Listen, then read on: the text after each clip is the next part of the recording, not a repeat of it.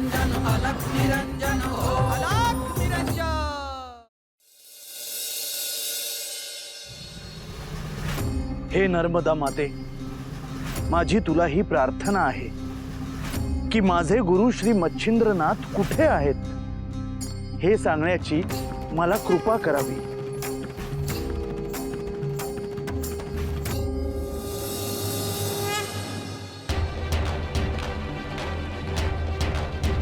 माते,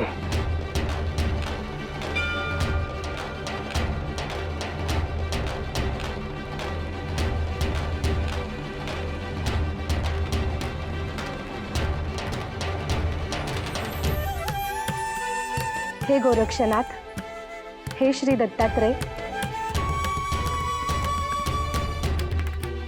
आपण मला भेटायला आलात, मला आनंद झाला।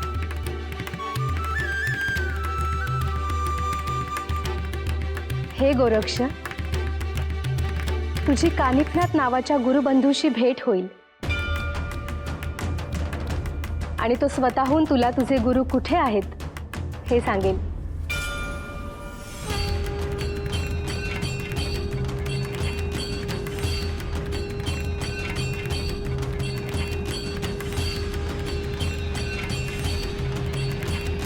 हे देवी,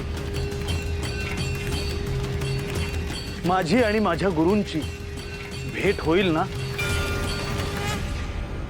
हो, निश्चितपणे गुरु शिष्याची भेट होणार आहे।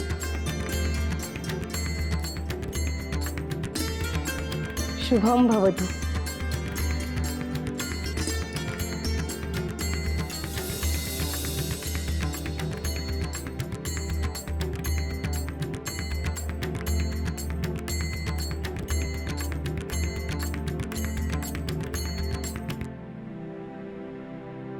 मला ठाऊक होते गोरक्षा, तू हाच प्रश्न मातेस विचारणार।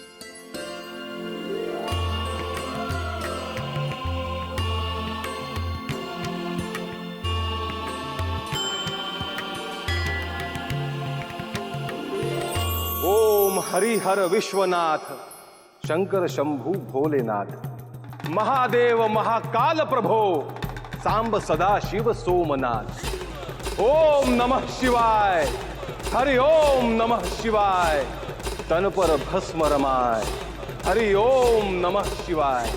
सौराष्ट्र में भोले भंडारी, अंग अंग सबके मंगलकारी, सोमनाथ कहलाए, हरि ओम नमः शिवाय।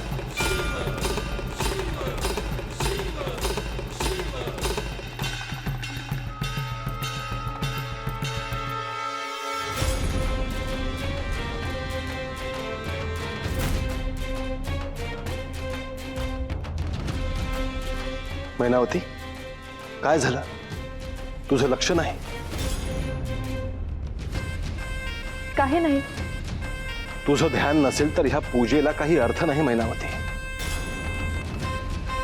क्षमा असावी, तुम्ही मला पूजा करत सांगा। आधी तू मला सांग, तुझ्या मनात काय सुरू आहे?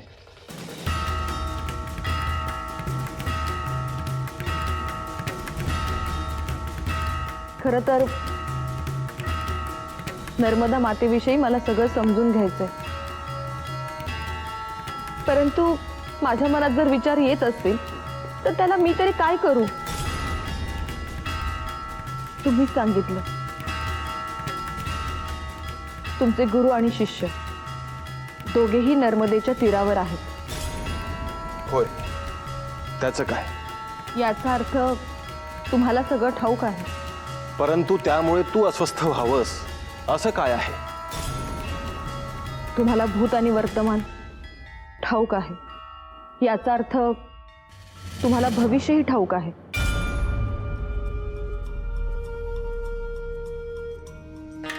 त्याला त्रिकाल ज्ञान म्हणतात मैनावती.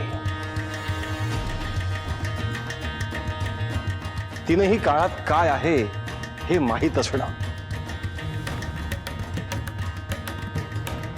मग आपल्या भविष्यात काय लिहून ठेवलं?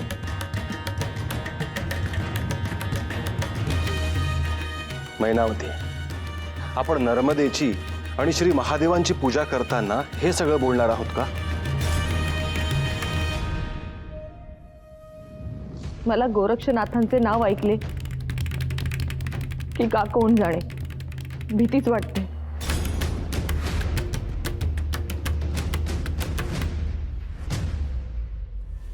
मैनावती, गोरक्षने एखादी गोष्ट ठरवली की ती तो पूर्णच करणार.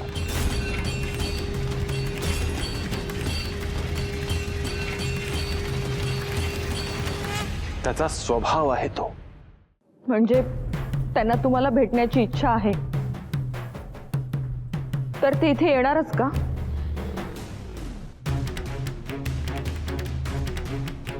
मैनावती, मी तुझ्यापासून काय लपवून ठेवू?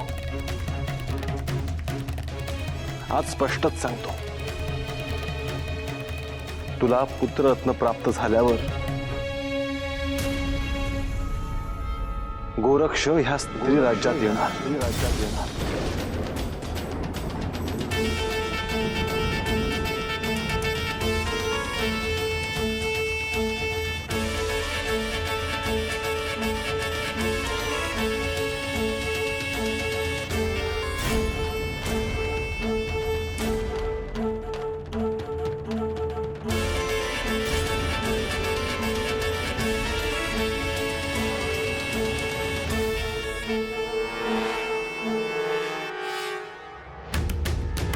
मैनावती, श्री महादेवांसमोर डोळ्यात पाणी हे योग्य नाही.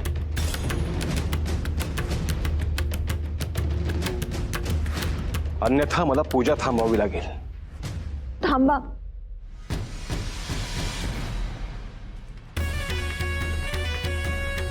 आपण पूजा करूया. हे सगळे विचार माझ्या मनात येणारच ना.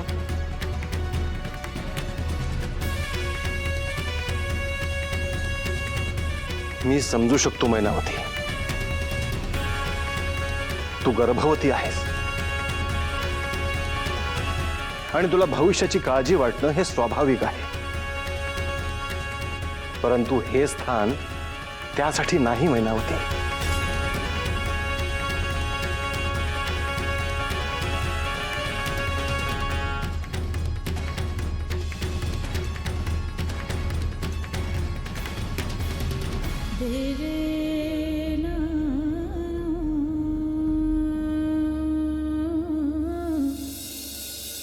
हे श्री महादेव, हे नर्मदा माता, क्षमा असावी.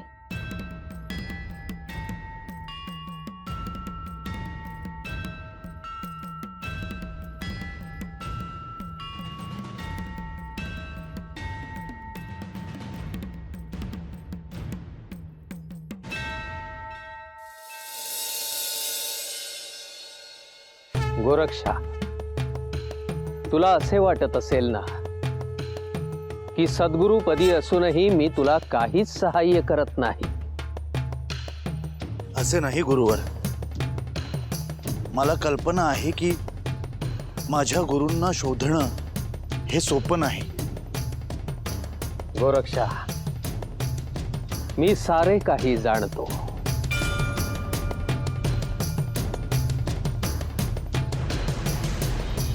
परंतु मी तुला काही सांगणे नियमात बसत नाही.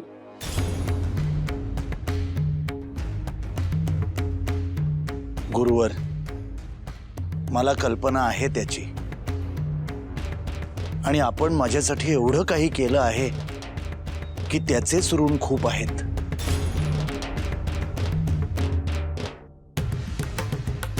नर्मदा मातेने तुला सांगितले आहेच.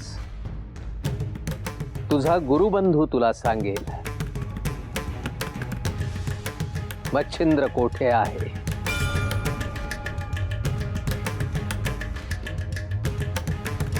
होय गुरुवर, आणि त्याचा मला खूप आनंद आहे की माझी आणि माझ्या गुरूंची भेट आता निश्चित होणार. आता थोडी प्रतीक्षा आहे, परंतु तुझी इच्छा पूर्ण होणारच.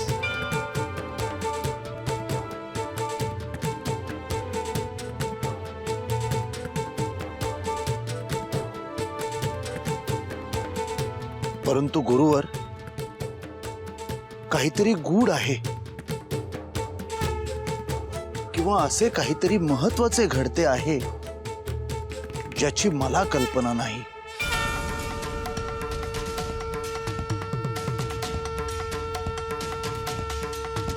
थोडा धीर धर गोरक्षा.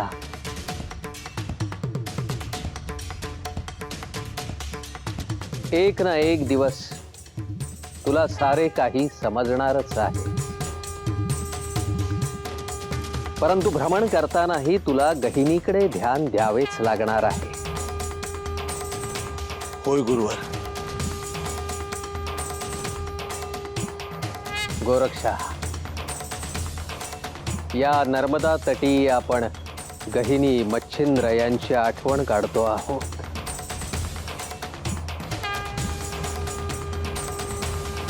आणि ते मात्र वेगळ्याच जगात आहे.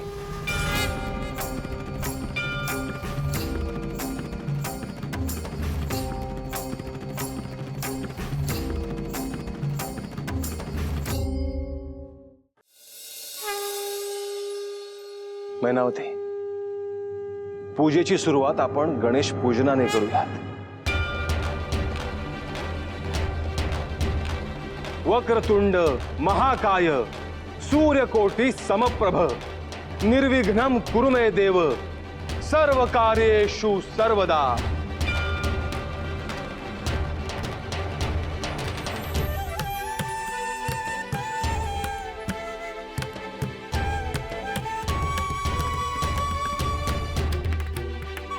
मैनावती, आज ह्या शुभ प्रसंगी आपण नर्मदा मातेचे ध्यान करूयात. परंतु मला तर तिचे स्वरूपच माहित नाही. श्रद्धेने डोळे मीट, तुला दर्शन होईल.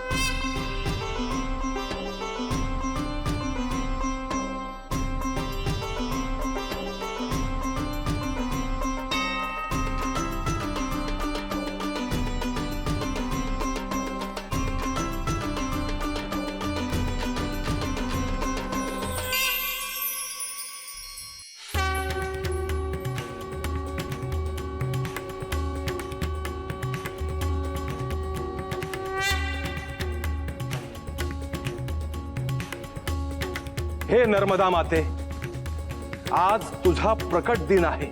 मी मच्छिंद्र तुझे आवाहन करतो आहे.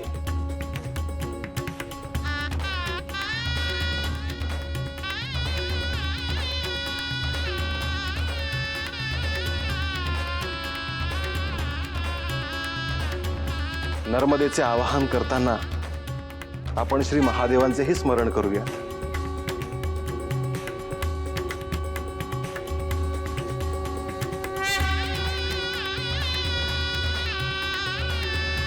कर्पूर गौरम करुणावतारम संसार सारम भुजगेंद्रहारम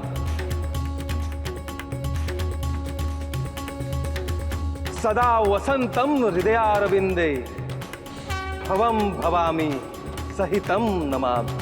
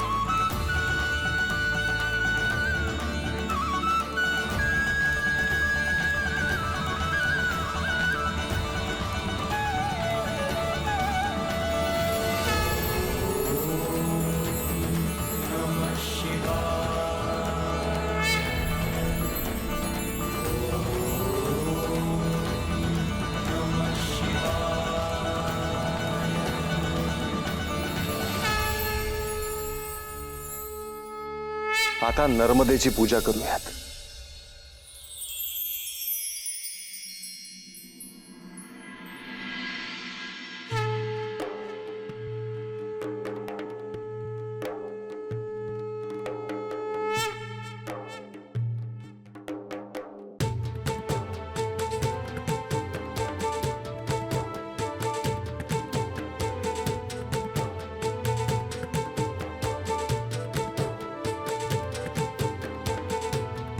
माते,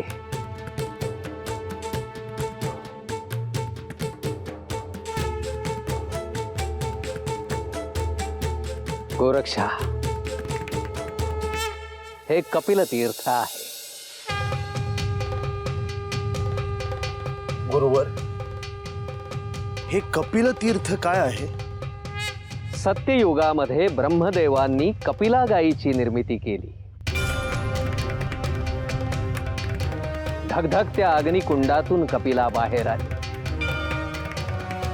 तिचे संपूर्ण शरीरच अग्नीचे होते.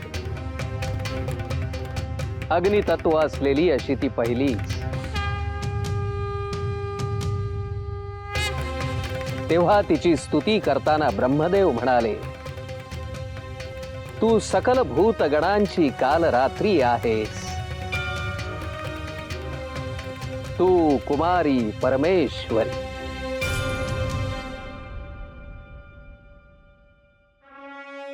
म्हणजे गुरुवर, कपिला देखील आदिशक्तीचेच रूप होते? होय.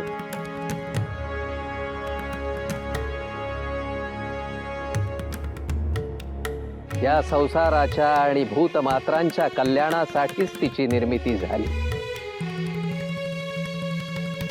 ब्रह्मदेवानी सांगितल्यानंतर कपिला पृथ्वीवर आली. भ्रमण करता करता या नर्मदा तीरी आली.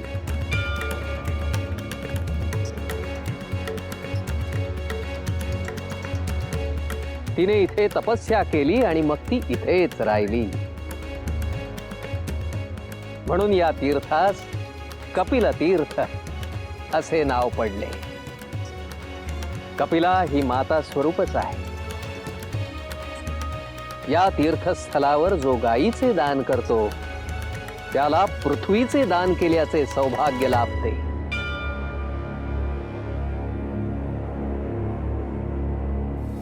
म्हणूनच गुरुवर, आपल्या परंपरेत गायीला विशेष स्थान आहे. ज्या घरात गाय आहे तिथे कपिलेचाच अंश असणार. निश्चितच गाय ही ममत्वाचेच प्रतीक आहे, जी केवळ देणारीच आहे. तिचे संगोपन ज्या घरात उत्तमरित्या होईल त्या ठिकाणच्या मनुष्यास कपिल तीर्थास आल्याचे पुण्य लाभते.